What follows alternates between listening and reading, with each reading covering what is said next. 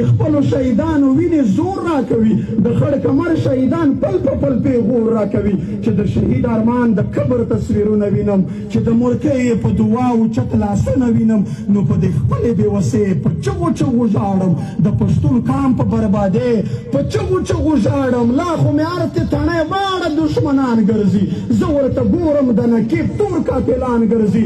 ما د طاهر داوړ د سوي بدن پور وانخیست، ما له تر نن بدل د ګران هارون بېلور وانخیست، ما له د خپل قام ننګیالي ځوانان ګټلي نه دي، ما د عارف غوندې تنکي ځوانان ګټلي نه دي. لیلا ما وبخښه، ما له د خپل قام ننګیالي ځوانان ګټلي نه دي، ما د عارف غوندې تنکي ځوانان ګټلي نه دي. لیلا ما وبخښه، خالونه وربل څنګه یاد کړم، ستا نرۍ غاړه سرې ورشنډې چرګل څنګه یاد کړم، تر څو چې وانخلم د دغو شهیدانو بدل، د کونډو بوړو ځورېدلو یتیمانو بدل، تر څو چې ونه کړم تپوس د نړېدلي وطن، د باروتو په ور وړتو سوځېدلي وطن. زه مې چې بېرته خپل غیرت و ایمان ونه ګټم، تر څو چې هغه حلال شوي مشران ونه ګټم. زما نه مه کوه لیلا د شنو خالونو تما